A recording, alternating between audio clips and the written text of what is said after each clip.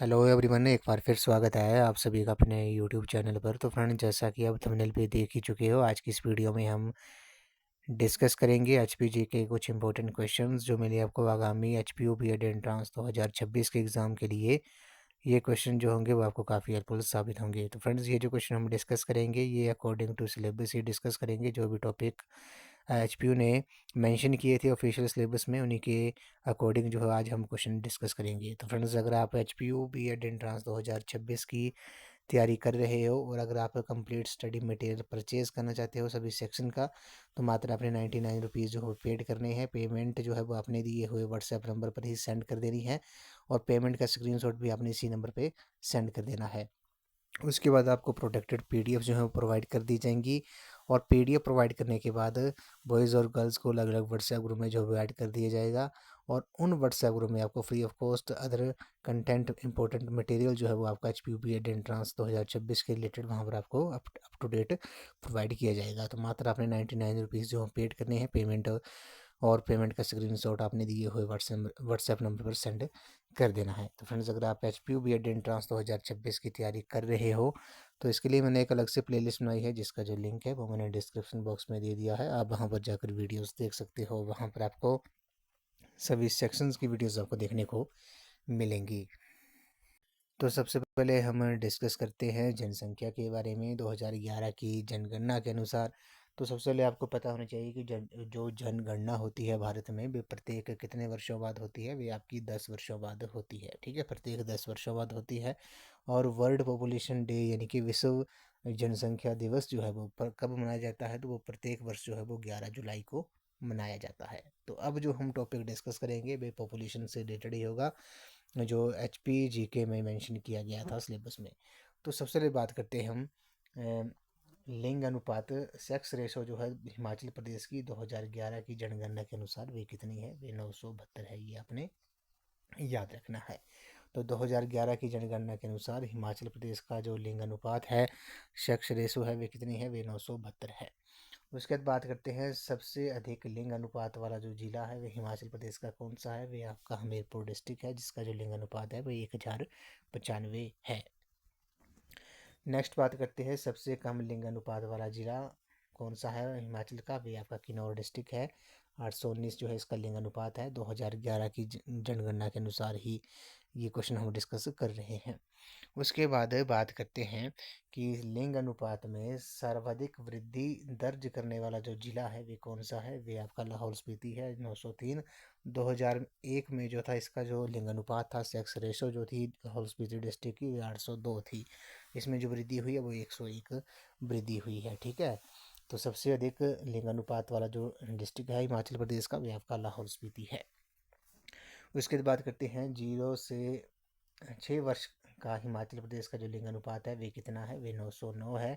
2001 से 13 अधिक है। ठीक है, 2001 से 13 अधिक है। 2001 में जब जनगणना हुई थी उसमें जो था 0 से 6 वर्ष तक का जो लिंग अनुपात था वे 896 था।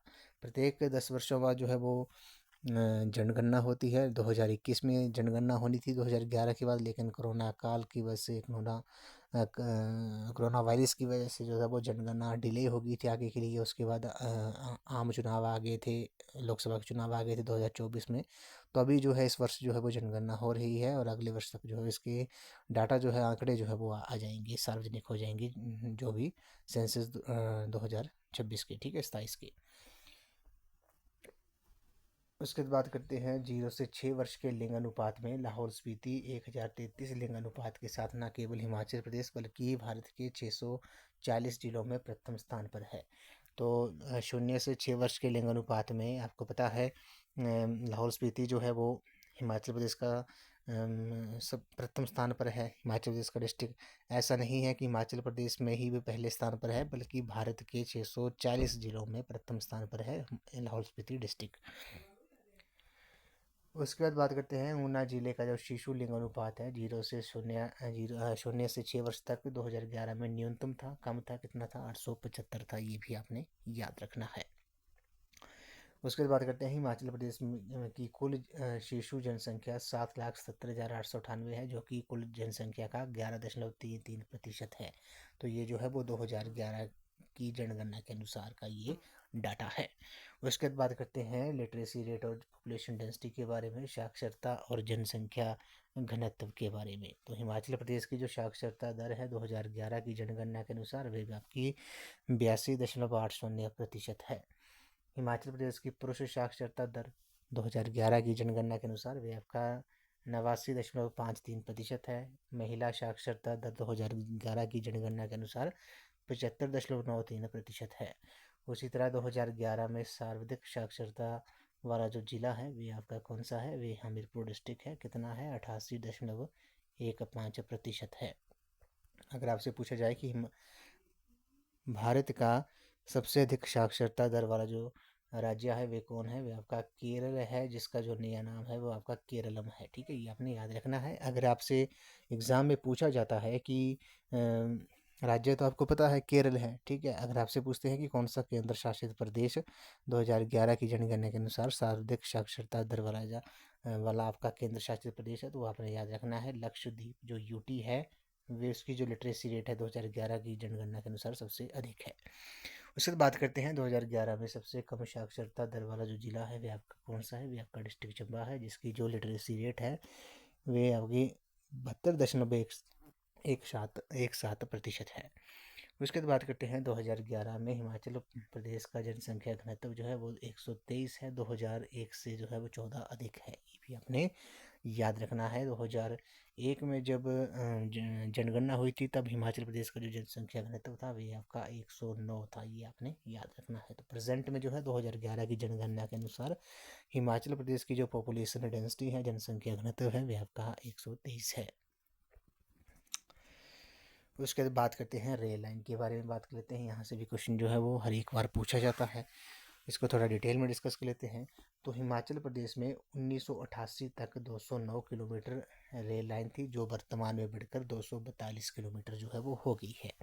हिमाचल प्रदेश में मुख्य रूप से 3 रेल लाइन है। कौन कौन सी हैं, अब इसको थोड़ा डिस्कस कर लेते हैं। पहली आपकी कालका शिमला रेल लाइन। तो कालका शिमला रेल लाइन जो है, ये रेल लाइन जो है वो नैरो गेज रेल लाइन है, जिसकी पटरी की चौड़ाई 0.76 मीटर है। इस रेल लाइन का काम 1891 में शुरू हुआ था। इस रेल लाइन पर 1903 में पहली ट्रेन चली थी, और ये रेल लाइन जो है वो आपकी 96 किलोमीटर लंबी है। इसमें 103 सुरंगें हैं, जिसमें बर्रोग जो कि सोलन में स्थित है सबसे लंबी सुरंग है, जिसकी लंबाई 1143 मीटर है। इस रेल लाइन पर 869 पुल हैं, जो कि रेल लाइन की लंबाई का 3% है। भलखू राम ने छड़ी द्वारा सर्वे कर इस रेल लाइन की खोज में सहायता की थी। 7 जुलाई 2008 को इसे यूनेस्को ने विश्व धरोहर जो था वो घोषित किया था। इसके जो चीफ इंजीनियर थे वे एच.एस. हैरिंगटन थे। अब इसमें आपने कौन कौन से पॉइंट जो है वो आपने नोट कर लेने हैं शॉर्ट फॉर्म में। पहला ये है कि ये जो रेल लाइन है वो आपकी नैरो गेज है, ठीक है, और इसमें जो पहली ट्रेन चली थी वर्ष 1903 में चली थी। कुल लंबाई इसकी 96 किलोमीटर है। और इस रेल लाइन की जो सबसे लंबी सुरंग है वे आपकी बर्रोग जो कि सोलन में है, वो सबसे लंबी सुरंग है कालका शिमला रेल लाइन की, जिसकी जो लंबाई है 1143 मीटर है। और इसे यूनेस्को ने कब विश्व धरोहर घोषित किया था, ये क्वेश्चन भी एग्जाम में पूछा गया था। HPB एंट्रेंस में आई थिंक 2022 या 23 के एग्जाम में ये क्वेश्चन पूछा गया था। तो 7 जुलाई 2008 को कालका शिमला रेल लाइन को यूनेस्को ने जो था वो विश्व धरोहर घोषित किया था, और इसके जो चीफ इंजीनियर थे वे एच.एस. हैरिंगटन थे। उसके बाद बात करते हैं जोगिंदर नगर पठानकोट रेल लाइन के बारे में। तो ये भी नैरो गेज रेल लाइन है, जिसका जो निर्माण था वो 1926 में शुरू हुआ था। 1929 में पहली ट्रेन जो थी यहाँ चली थी। और इस रेल मार्ग में 2 सुरंग 993 पुल स्थित हैं। गज खड सबसे लंबी नैरो गेज पुल है भारत का। और इस रेल लाइन की जो लंबाई है वो आपकी 113 किलोमीटर है। इसे कांगड़ा वैली रेलवे के नाम से भी जानते हैं। और इस रेल लाइन का सबसे ऊंचा रेलवे स्टेशन अहजू जो है इस रेल लाइन का सबसे ऊंचा रेलवे स्टेशन है, जिसकी जो ऊंचाई है वो आपका 1290 मीटर है। तो जोगिंदर नगर पठानकोट रेल लाइन जो है वो आपकी नैरो गेज रेल लाइन है, ये आपने याद रखना है। 1929 में पहली ट्रेन चली थी। और इस रेल लाइन की जो लंबाई है वो 113 किलोमीटर है। और कालका शिमला रेलवे लाइन की जो लंबाई थी वो आपकी 96 किलोमीटर थी। तो आपसे एग्जाम में पूछ सकते हैं कि किस रेल लाइन को कांगड़ा वैली रेलवे के नाम से भी जाना जाता है, तो आपने याद रखना है जोगिंदर नगर पठानकोट रेल लाइन को कांगड़ा वैली रेलवे के नाम से भी जाना जाता है। उसके बाद बात करते हैं Una Nangal dam Charuru rail line, ठीक है। ये काफ़ी इंपॉर्टेंट है, एग्जाम में कई बार एग्जाम में पूछा गया है, तो ये आपने याद रखना है। हिमाचल प्रदेश की एकमात्र ब्रॉड गेज रेल मार्ग जो है वो कौन सा है? बाकी तो आपकी नैरो गेज है, ठीक है। जोगिंदरनगर पठानकोट रेल लाइन और कालका शिमला रेल लाइन जो है वो आपकी नैरो गेज है।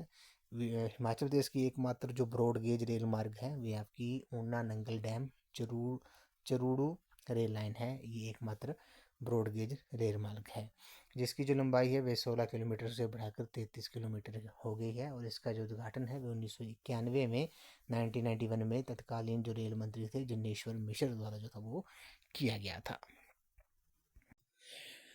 उसके बाद बात करते हैं, कांगड़ा जिले में सड़कों की कुल लंबाई जो है सर्वाधिक है, जबकि किन्नौर जिले में सड़कों की जो लंबाई है वे सबसे कम है। सड़कों का प्रति किलोमीटर सर्वाधिक घनत्व जो है वो हमीरपुर जिले में है और सबसे कम जो है वो लाहौल स्पीति डिस्ट्रिक्ट में है, ठीक है। ये तो आपने याद रखना है। उसके बाद जो आपका इंपॉर्टेंट आता है HRTC यानी कि हिमाचल रोड ट्रांसपोर्ट कॉरपोरेशन, यानी कि हिमाचल प्रदेश पथ परिवहन निगम। HRTC का जो गठन था वे कब हुआ था? वे 2 अक्टूबर 1974 को HRTC का गठन हुआ था।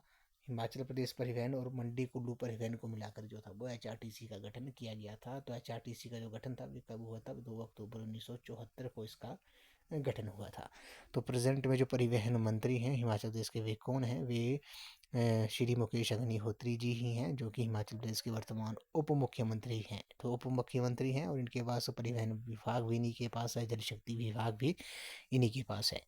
तो हिमाचल प्रदेश के पहले डिप्टी चीफ मिनिस्टर, पहले उप मुख्यमंत्री भी वर्तमान पहले उप मुख्यमंत्री जो है वो मुकेश अग्निहोत्री जी ही हैं, जो कि ऊना डिस्ट्रिक्ट से बिलोंग करते हैं और हरोली विधानसभा से ये विधायक हैं।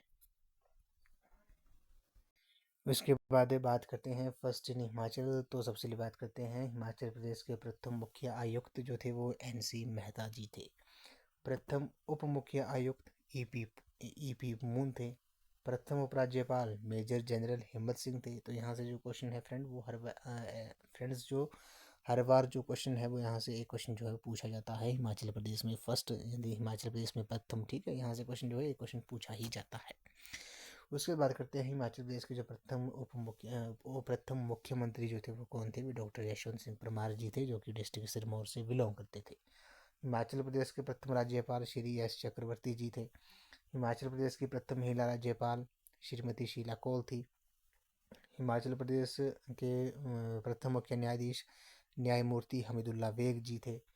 प्रथम महिला मुख्य न्यायाधीश हिमाचल प्रदेश की श्रीमती लीला सेठ थी।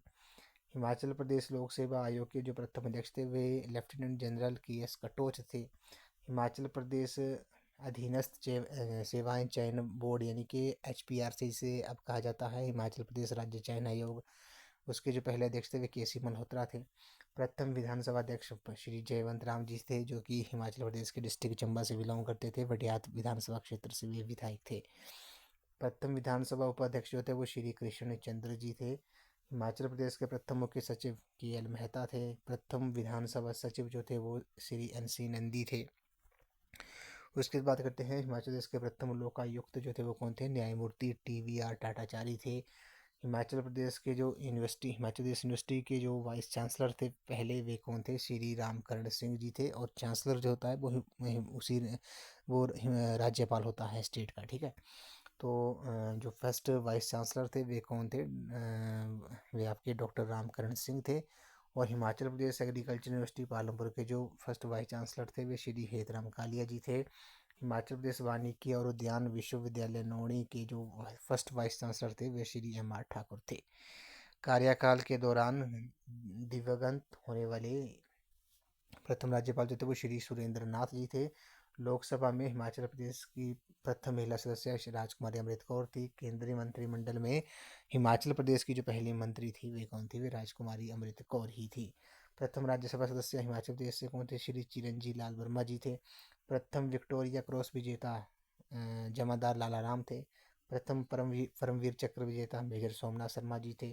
प्रथम महावीर चक्र विजेता लेफ्टिनेंट कर्नल कमान सिंह जी थे। प्रथम वीर चक्र विजेता हवलदार तोपगे थे। प्रथम पुलिस पदक विजेता जो थे श्री गंगवीर सिंह जी थे, ठीक है। ये आपने याद रखना है।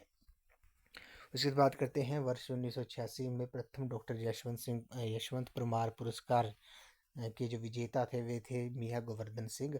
और डॉक्टर यशवंत परमार पुरस्कार जो है वो दिया जाता है हिमाचली सांस्कृतिक साहित्य में। उसके बाद वर्ष 1986 में प्रथम पहाड़ी गांधी बाबा कांशीराम पुरस्कार के जो विजेता थे वे श्री जयदेव किरण थे। और पहाड़ी गांधी बाबा कांशीराम पुरस्कार जो है वो पहाड़ी साहित्य में दिया जाता है। प्रथम राजीव गांधी खेल रत्न विजेता जो थे वो श्री विजय कुमार थे। और राजीव गांधी खेल रत्न अवार्ड को जो है वो अब जो है वो मेजर ध्यानचंद खेल रत्न अवार्ड के नाम से जो है वो जाना जाता है। उसके बाद कुछ वन लाइनर क्वेश्चन हम डिस्कस कर लेते हैं। जैसे बोले कि झंझराड़ा किसका प्रकार है, तो ये एक विवाह का प्रकार है। कुंडला क्या है, तो ये लकड़ी का कटोरा है। ठीक है। उसी तरह बात करते हैं नारी वेशभूषा में मोतीदाना, बटन, अंगूठी, बंगे, कांधरी, डोडमाला और जंतर किस क्षेत्र में पहनते हैं, तो पंगवाला पांगी के लोग पहनते हैं। ठीक है, जो कि डिस्ट्रिक्ट चंबा से बिलोंग करते हैं। गाय की पूजा किस उत्सव में की जाती है, बहुला में की जाती है। घांती किन्नौर जिले में किसे कहते हैं, तो ये देसी शराब को जो है वो घांती कहते हैं डिस्ट्रिक्ट किन्नौर में। उसके बाद एक घूंट यानी कि गूंतर और गौमूत्र रस्म किससे जुड़ी है, तो ये जन्म से जुड़ी है। ठीक है, हिमाचल प्रदेश में कि ये वेरियस कम्पिटिटिव एग्जाम में क्वेश्चन पूछे गए थे। ठीक है, तो घूंट यानी कि गूंतर गौमूत्र रस्म जो है किससे जुड़ी है, वे आपकी जन्म से जुड़ी है। सिरगुंडी रस्म किस जिले में शादी के दौरान होती है, तो डिस्ट्रिक्ट कांगड़ा में। सजन मिलन लागे मिली के खेड़न लागे, ये कांगड़ी गीत विवाह के किस में गाया जाता है, तो ये विदाई किस में गाया जाता है। उसी तरह छांग क्या है, तो छांग जो है वो देशी शराब है, जो कि लाहौल स्पीति में इसे देशी शराब को छांग कहा जाता है। किन्नर लड़की जो बौद्ध भिक्षुणु बन जाती है उसे क्या कहते हैं, उसे झूमो कहते हैं। किन्नौरी पुरुषों द्वारा पहने जाने वाली ऊनी पजामे को क्या कहते हैं, चम्मू सुथन कहते हैं। ठीक है। किन्नौरी औरत जो एक तरह की ऊनी साड़ी पहनती है उसे क्या कहते हैं, उसे घोरू कहते हैं। छपरा क्या है, बर्तन कला के लिए प्रसिद्ध गांव है। छपरा जो है वो एक गांव है जो कि किसके लिए काफ़ी प्रसिद्ध है, फेमस है, वे आपकी बर्तन कला के लिए। उसी तरह चौंगसे क्या है, चौंगसे जो है नीची मोड़ी जा सकने वाली मेज जिस पर लोग चाय पीते हुए पालथी मारकर बैठते हैं। लड़की की शादी किसमें बालों को संवारने की रस्म को सिरगुंडी कहा जाता है। ये किस जिले की मुख्यतः रस्म है, डिस्ट्रिक्ट कांगड़ा की है। दरोश या दबदब या न्यायमश दीपांग विवाह किन्नौर में किस प्रकार का विवाह है, यानी कि वो जबरदस्ती का विवाह है, ये अपने याद रखना है। किस जिले में भ्रात अनेक प्रति प्रथा होती है, किन्नौर में। किस जिले में अंतिम संस्कार जैसे डूबंत पानी में बहाना, फुकंत जलाना और भखंत यानी कि चील इत्यादि द्वारा खाना पादन किए जाते थे, डिस्ट्रिक्ट किन्नौर में। ठीक है, ये भी आपने याद रखना है। उसी तरह तलाक को लाहौल क्षेत्र में क्या कहा जाता है, उसे कुपाछा कहा जाता है। स्पीति की नामखन प्रथा किससे जुड़ी है, फसल कटाई से। सूतक बच्चे के जन्म के बाद कितने दिनों तक माना जाता है, तो सूतक जो है वो बच्चे के 11 से 13 दिनों तक जन्म के बाद 11 से 13 दिन तक मनाया जाता है। उसके बाद वयस्क पुरुष गद्दी द्वारा पहने जाने वाला डोरा की जो अधिकतम लंबाई है वे कितनी होती है, तो ये 60 मीटर होती है, ये आपने याद रखना है। जो भी गद्दी पुरुष का जो पहनावा होता है जिसमें डोरा होता है काले रंग का, उसकी जो अधिकतम लंबाई होती है वे कितनी होती है, वे 60 मीटर होती है। उसके बाद हिमाचल प्रदेश में शादी की रस्मों का जो सही क्रम है वे आपका स्मूथ, शांति, मिलनी और लगन। ठीक है, ये आपने याद रखना है। छतों में लगने वाले स्लेटें कांगड़ा जिले में किस स्थान पर मनाई जाती हैं, तो भागसू, खनियारा और खारली में मनाई जाती हैं, ये भी आपने याद रखना है। उसी तरह खप्पा लोगों में मरने के कितने दिन बाद सिपचू सिरकू रस्म आयोजित की जाती है, तो 49 दिनों बाद। किन्नौर में सबसे अधिक ज़्यादा प्रचलित विवाह प्रथा है जनेकांग, यानी कि उसे जनितांग भी कहा जाता है। उसके बाद लास्ट में बात करते हैं हिमाचल प्रदेश के क्षेत्रफल और जनसंख्या के बारे में। तो हिमाचल प्रदेश का जो कुल क्षेत्रफल है वे 55,673 वर्ग किलोमीटर है। और ये भारत के कुल क्षेत्रफल का 1.7% है। क्षेत्रफल की दृष्टि से हिमाचल प्रदेश देश के 29 राज्यों में तेलंगाना के बाद 18वें स्थान पर है। तो अब जो है 29 राज्य नहीं है, अब जो है वो भारत के 28 राज्य हैं। जो सबसे लास्ट में हिमाचल प्रदेश का जो लेटेस्ट स्टेट बनी थी वे बनी थी आपकी तेलंगाना। कब बनी थी, 2 जून 2014 को।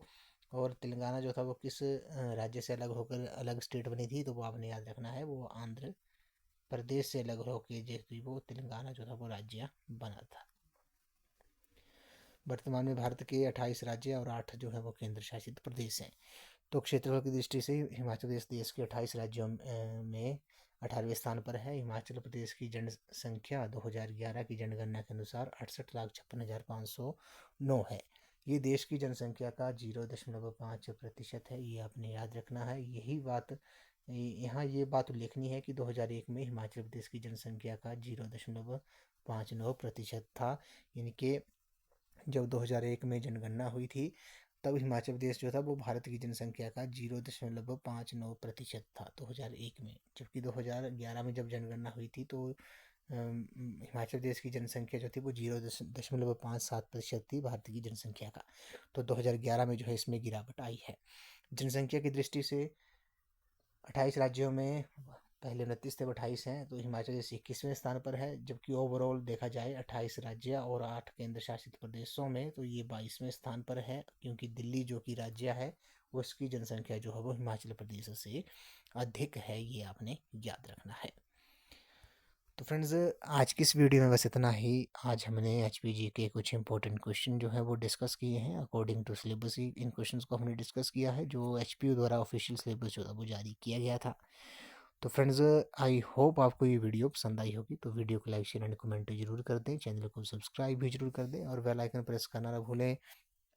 ऑल नोटिफिकेशन ऑन कर दें ताकि मेरे आने वाली हर वीडियो की नोटिफिकेशन आपको मिलती रहे।